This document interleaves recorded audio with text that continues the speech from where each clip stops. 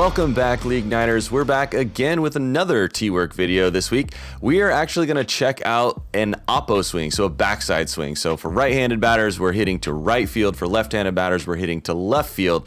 So point of this is usually to catch your defense off guard. You want to get that ball over there where they're not looking for it, and hopefully you can get you on base. So again, appreciate you guys checking out our T-work series here. Please like, subscribe, give us a thumbs up, and please stick around for the whole series. We really appreciate you being here, and let's check it out.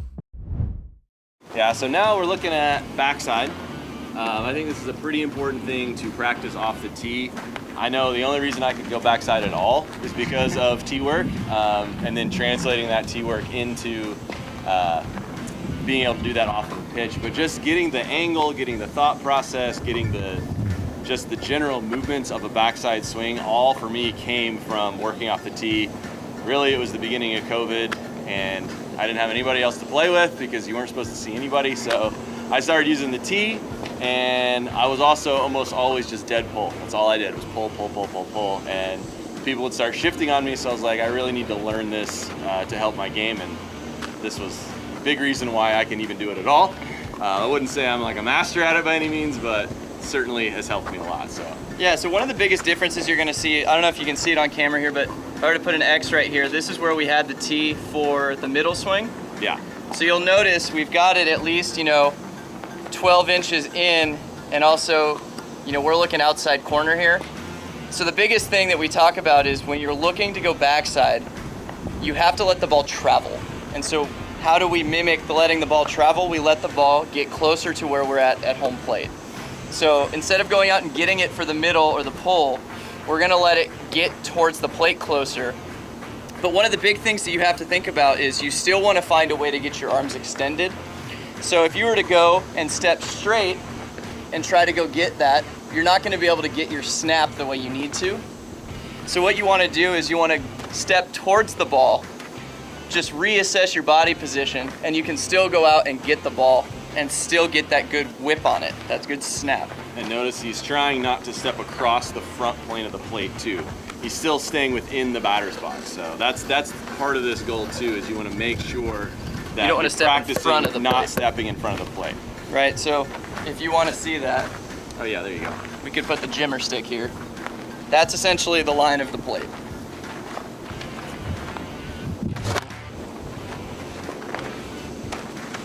And one thing to point out here too, we've got a cone and a bucket out there, so you can kind of see. This is basically like the 3-4 hole in between the the first base and second base. Now, if we're hitting the ball on the ground, that's definitely our target. Like line drive shot, that's exactly our target. Now we're still aiming in that direction, but if we get the ball like some of those line drives that are landing in the grass, a lot of times, even if we miss our spot just a hair, we're still gonna get a base hit. So like that's gonna be tough. That's gonna be on the edge of the second baseman's range most of the time, but that's why we practice. We're trying to hit that spot, trying to get that automatic. But we're still trying to maintain a lot of the same consistent mechanics where you're really thinking your chin is going to go from shoulder to shoulder. You want to keep your shoulders level. One of the biggest mistakes that I make when I try to go backside is I let the ball travel and then I dip. The first thing that's going to happen, it's going to go up and float. You're not going to be able to drive through it like you need to. So really focus on staying level, and part of that is not changing your head. Yeah, a lot of times for me, the mental cue that I use for myself to avoid dipping the shoulder, because I have the same problem, is I just tell myself to stay tall.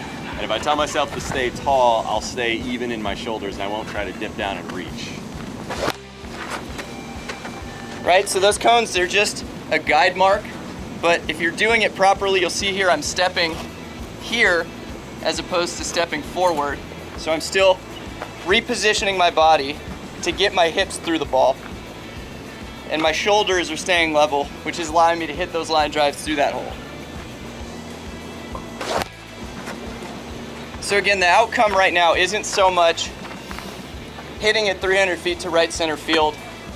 We're just really focusing on hitting the ball hard in the direction that we want, right? Because there's a hole there between defenders. We want to find the pitch and we want to put it through the hole so that we can get on base. Not every swing has to be a home run swing, as we've talked about. So if you're gonna get an outside pitch, go with it and put it in that 3-5 hole, get on base. Yeah, being on base is more important than anything else. So we always try to remember that. I know we try to impress that upon anybody that watches these videos too, so we're sticking with that mantra. You know, everybody wants to aspire to line drives, and line drives are great, but there is nothing wrong with a hard ground ball through the infield for a single, especially when it's right where you want it to be.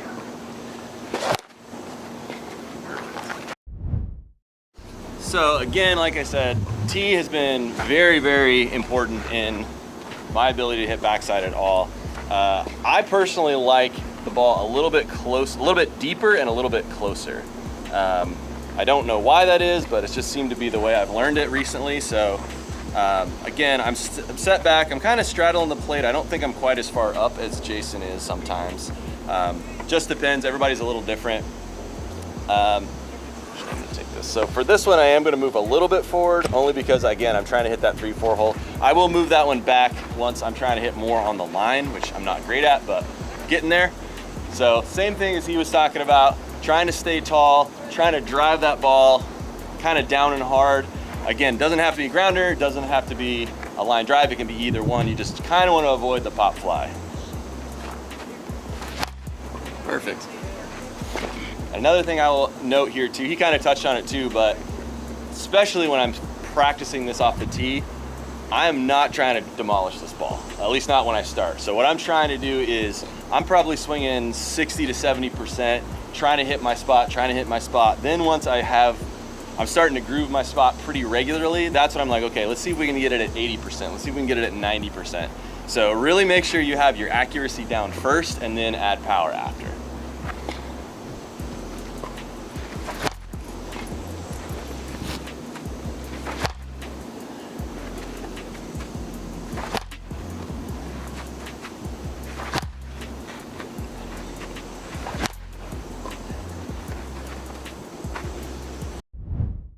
All right, so inspired by Laser Dave and some of the swings we were looking at of his, the one he had this absolutely excellent backside slice down the line goes to foul territory. That's something I want to work on. I've been starting to work on it. I'm not great at it yet, but I've started to figure out the basic mechanics on how to do it. So I thought we'd share these with you. Again, I'm not an expert on this, but I think I can get everybody at least started on trying to do this. So for a ball like this, again, this is not a ball we're trying to hit necessarily down and hard at or in front of the infield and try to get through them. We want this ball to go over the infield, but drop before an outfielder can get to it. So usually I'm gonna use this swing when maybe you got 3 outfielders instead of 4. The right fielder's giving you a ton of line because, you know, most right-handed batters aren't gonna hit the right field line with any sort of consistency. So this is really where that would be. And again, this is more of a very useful swing, but I would argue this is kind of a high level swing. And again, I'm not great at it, but I feel like it's something that a lot of people can aspire to. And if you can have this in your toolbox, it's pretty useful in those times where they give that to you. Because again, if they give you a lot of right field line, you can execute this swing. You've got at least 2 bases, if not 3. You know, it's great if you want to hit behind your runners. If you got a runner on second, third, you want to make sure they both score. If you hit the ball to right field down the line, the chances of both of them scoring is pretty high. So First thing you did was what with the tee? So first thing I did with the tee, we had it maybe more here when I was trying to hit the 3-4 hole, but I've basically moved it back to the point, the corner, front corner of the plate. So it's a little bit more back. So again, layman's terms, when somebody's pitching, what are you doing? So I'm gonna I wanna be in the same position. This is the way I've tried to learn it. I wanna be in the same position for all these swings, so that way I'm not giving anything up to my pitcher or my defenders. So what I'm doing is I'm waiting for this ball to travel even further, and I lowered it a little bit because the chances of me hitting the ball up here, because again, that's not even a strike, there's no reason I'd swing at that, it's gonna land way deep. So I lowered this more to where a strike is gonna be, so you have to learn to hit it at that position.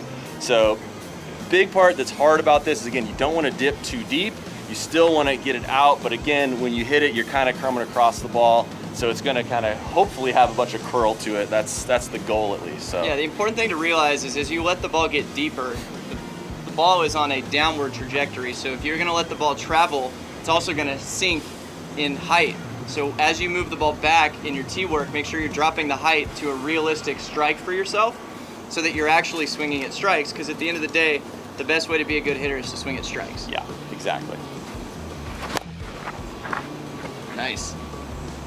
So one thing I noticed we talked about in the Laser Dave video, and again, we saw it in the Everett Williams video, but we didn't talk about it much, is that in order to get a full extension on that ball, there's a slight amount of lean back that you have to do to execute this swing. So again, this is something that takes practice. This isn't something you're just gonna show up one day and decide you're gonna do it in a game. Definitely work on this. So I've been really working on that, getting back a little bit and extending out so I'm still hitting barrel and hitting in that direction and getting that curl off the ball.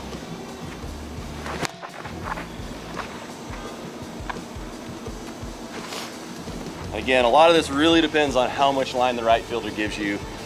We've definitely had situations where the right fielder is well towards center beyond where our bucket is there. So again, if they're 30, 40 feet that way into the outfield, and you can put it just inside this zone here, but back, even if it travels in the air a little bit, the chance of them catching up to it is hard. And even then, even if they do catch it, tip your hat to them, that's a great play.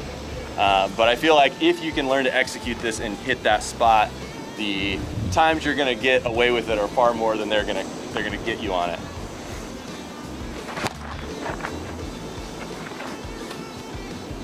Air ball. There it is. That's getting down. Yeah. This is particularly useful if you're playing on a turf outfield as well. Let it go, let it run. Yeah, or if you've got just excellently, cut grass out there. So that is something you want to consider when you're trying to break out this swing as well, is you want that ball to land and roll a lot. So the more that ball can land and roll and go in, land fair but go to foul territory and just keep going, the better and better and more effective this is going to be. Ooh, that might be a foul ball. Foul ball. That is a foul ball. And again, while you're practicing this, you're going to get that. You're going to get foul balls.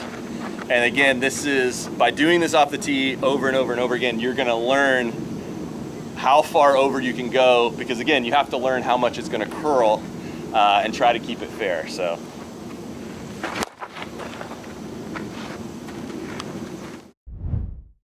I'm actually thinking I might even let this travel a little further. yeah, do whatever you want. I typically am gonna stand at the elbow. I'm actually gonna let the ball travel almost to the elbow. So I'm even gonna let it travel probably another 3 inches. Drop the tee a smidge more. And one of the things, I think if you go back and watch the Everett Williams video, and I think Laser Dave does this too, is not only do they lean back, but they also actually squat a little bit. Yeah. Like Everett Williams had like the dirtiest like lean back extension follow through that I've ever seen, which is why he's got a pro model bat. Yeah, right. But yeah, so you let it get super deep, and I think Everett makes contact somewhere between the front and the elbow of the plate on that swing. So, still same spot, same mechanics, you still want to be disciplined.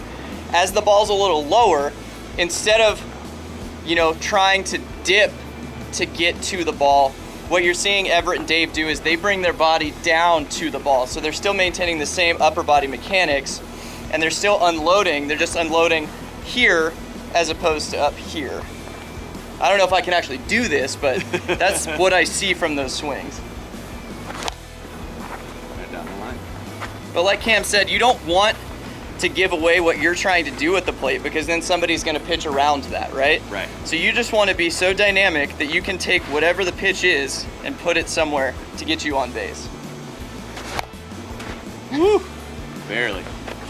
Might get that call. Bounce over the bag. Right? Bounce over the bag. So I've never actually practiced this. This is a really interesting swing for me. So you're gonna have some bad ones. Yeah, it's again, that's how it is. I've had the advantage of, I've probably practiced this a couple of 100 times just off a tee at the baseball academy at this point. So I've got a little bit of an advantage over Jason here, but that one there might have traveled foul, but again, that's exactly the idea. That ball is in the air long enough that there's no chance the infielders are getting it. And if you use this in the right situation where the right fielder is off the line, there's pretty much a 0 chance he's getting to a ball that's this close to the line like that. So one of the things that I'm feeling is if I'm trying to come through here, I need to keep this front shoulder closed. Yeah. When I'm rolling over like that, I'm doing this.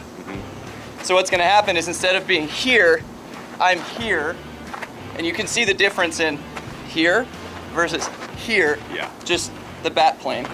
Big thing that helps me a lot too, that again, since you're kind of trying this for the first time, that I always try to think about is committing my hands. So when I talk about committing my hands, I'm throwing my hands in that direction, which again is pretty much exactly what he was talking about, but sometimes I need a mental cue to tell myself, and I think that's super helpful. If there's something you can just remind yourself of that's 1 or 2 words or a quick little phrase that just gets you in the mindset and helps you remember exactly what you're trying to do, that's super useful. Now notice we talked about this in some of those videos, where my body position ends up, that's fine. Yeah. As long as you finish through wherever your body ends up is not a problem. Yeah, because again, in most cases, you're not trying to hit this ball 350 feet down the right field line. You're trying to hit this ball 200 feet down the right field line. So you don't have to have the most perfect power swing mechanics to execute this. This is more of a placement hit that can really pay off again if you've got that situation where you've got that's what you're looking for right there. That is exactly what you're looking for right there. Right down the line, even with this thick grass out here on this field, that thing kept bouncing and rolling. That right fielder has a ton of running to do to get there. Now, especially a guy like Jason who's fast already, like he's absolutely getting 2 bases on that. Same thing there. He's gonna get 2 bases on that swing every time.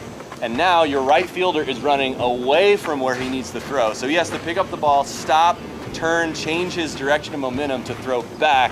So the chances of somebody like Jason getting a triple out of that is actually pretty high, because that's a really hard throw to make when you're changing direction. You have to be accurate and you have to have a killer arm to get that ball all the way to a lot of things have to happen perfectly. Yeah, a lot. That's gonna be foul, but I'll still take that. That's beautiful. Like, again, that is the right hit. And so that's one of those cases, if you're doing that in your practice, you take that as a win because you did the proper thing, and then you can just make the slight adjustment to bring that just slightly more into fair territory. This is a fun one. I'm gonna have to do this more. I really like this. I've been doing this a lot just as kind of a fun thing to learn, but I actually find it really great. I think it's gonna be really useful. Again, this is probably a thing you can only really pull off once against the team. But I think the same thing, sometimes you have outfielders that don't know you. Maybe you catch somebody playing you in. You know, I often, especially with the Sharks, I often bat in the second half of the lineup. And you know, when you see the number 3 batter, you see a number 4 batter, even a number 5 batter, you make an automatic assumption of power.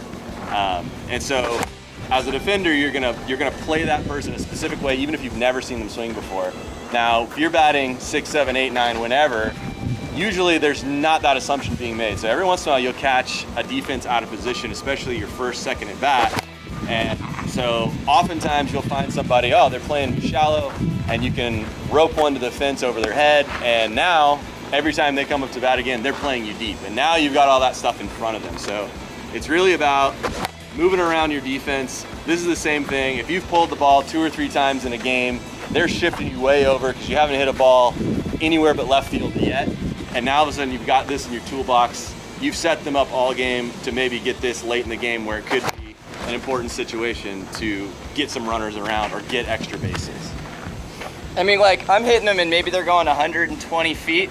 Right. But you'll live with that because the first baseman's not catching that on a 70-foot diamond. No, and think about it. If the right fielder is 100 or more feet off the line, which when you're talking about how far that circumference is for where the fielders are, 100 feet's really not that far. But if he was 100 feet off the line, there's no way he's catching that, and he's going to have to do some running to get there. Right. So, When he has to run 100 feet while you're running 100 feet. Exactly. And the 100 feet for you is way more valuable than it is for them. And you don't have to pick up the ball. You don't have to make a throw. You don't have to do any of that stuff.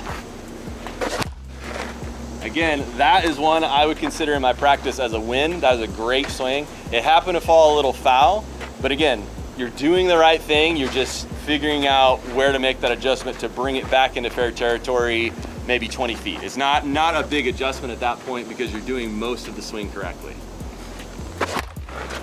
Popped it up. That was And it. again, same thing though, even if you get that ball high, if he's way off the line, you can get away with those pop-ups sometimes too, because they're giving you so much space because they're telling you you can't hit there. And if they tell you you can't hit there, but you know you can, then again, they're gonna just have to tip their cap. There's nothing they can do about it. You're hitting it away from the defense, which is all your goal is. Absolutely.